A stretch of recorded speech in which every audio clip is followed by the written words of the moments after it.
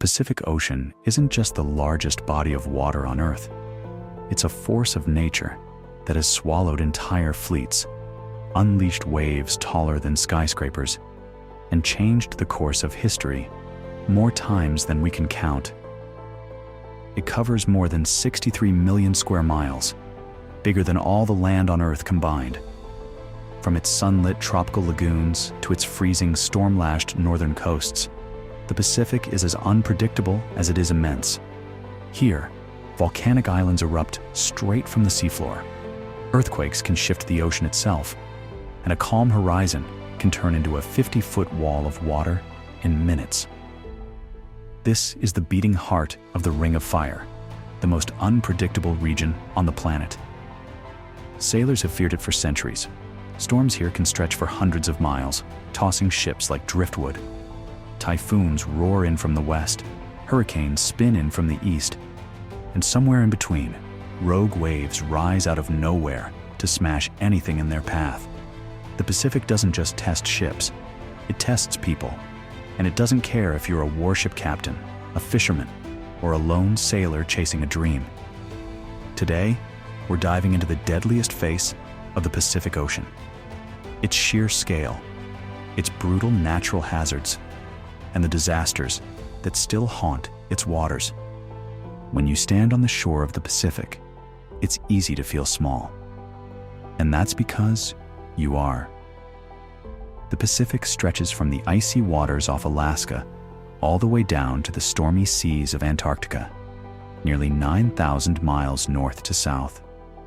From east to west, it's almost 12,000 miles wide. A cargo ship leaving Los Angeles for Sydney will sail for over 2 weeks before it even reaches the other side. But size isn't the only problem. The Pacific is shaped like a giant weather factory. Warm water in the tropics fuels massive typhoons and hurricanes. Cold currents in the north and south stir up violent storms. And along its coasts, the Ring of Fire hides more than 450 volcanoes and thousands of fault lines capable of shaking the seafloor without warning. When the seafloor moves, the ocean follows. That's how tsunamis are born. Walls of water racing across the ocean at the speed of a jet, striking thousands of miles from where they began. In 2011, an undersea earthquake off Japan unleashed a tsunami that reached heights of over 130 feet in some areas, swallowing entire towns and sending debris drifting as far as the west coast of the United States. Even on a calm day, the Pacific can turn deadly. The phenomenon sailors call rogue waves, sudden towering walls of water 2 or 3 times higher than anything around them, can rise out of nowhere. Imagine crossing the ocean, the horizon steady, and then seeing a 60-foot wall of water bearing down on you. These waves have ripped steel decks apart and smashed bridges off tankers in seconds. Then there's the problem of sheer remoteness. The Pacific's vast size means that in many places, you're hundreds, even thousands, of miles from the nearest port or rescue station.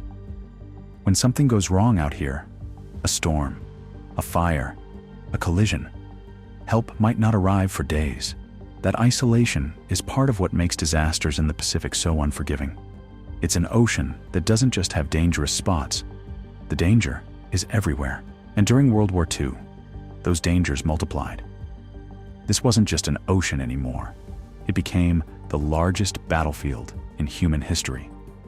From Alaska's Aleutian Islands to the shores of New Guinea, fleets of steel clashed under skies filled with bombers, fighter planes, and storm clouds. And when ships went down here, they didn't just disappear, they became part of the Pacific's vast underwater graveyard. The war's most infamous moment came on December 7th, 1941, when Japanese forces launched a surprise attack on Pearl Harbor in Hawaii.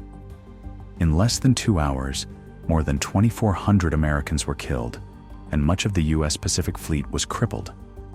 Battleships like the USS Arizona sank so fast that hundreds never escaped. Today, the Arizona still rests on the harbor floor, slowly leaking drops of oil to the surface, known as the tears of the Arizona. 6 months later came the Battle of Midway, a fight that changed the course of the war. In just 3 days, U.S. forces sank 4 Japanese aircraft carriers, a blow from which Japan's navy never recovered. But victory came at a high cost, with ships and planes lost forever to the deep. The Pacific was also a hunter's ocean. Japanese submarines prowled shipping lanes, targeting everything from massive carriers to lone merchant ships. One of their most infamous victims was the USS Indianapolis in 1945. After delivering parts for the atomic bomb to Tinian Island, she was torpedoed and sank in just 12 minutes. Around 900 sailors made it into the water, but rescue didn't come for 4 days. Many died from exposure, dehydration, and shark attacks. Only 316 survived. The ocean itself could be just as merciless as the enemy.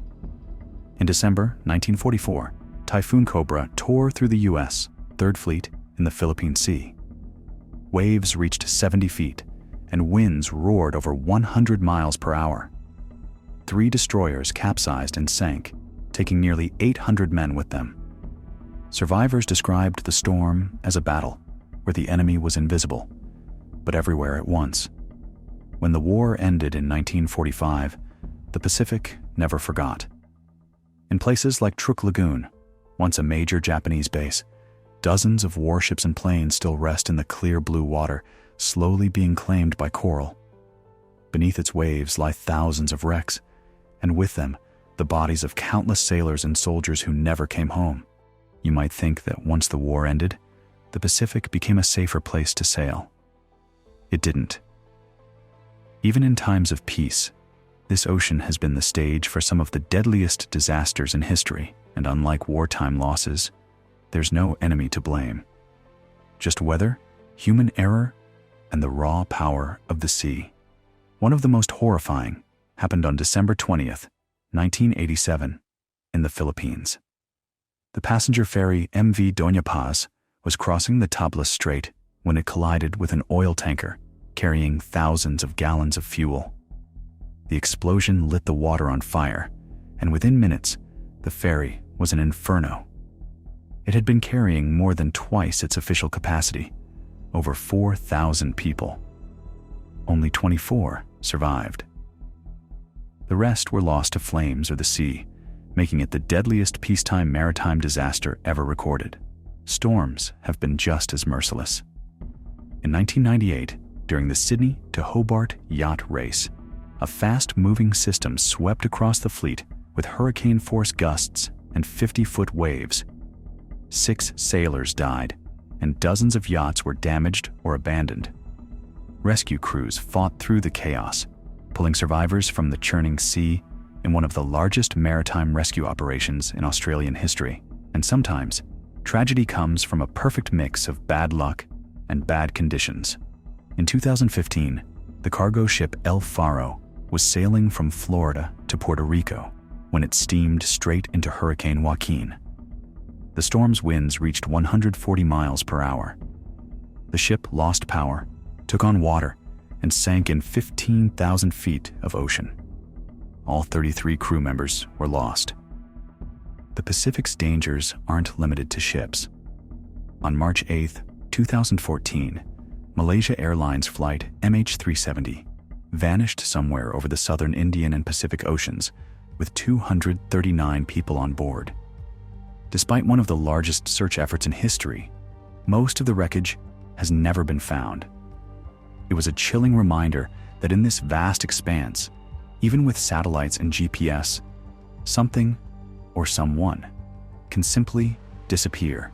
The Pacific Ocean has been a battlefield, a trade route, a graveyard, and the stage for some of history's most gripping rescues and tragedies.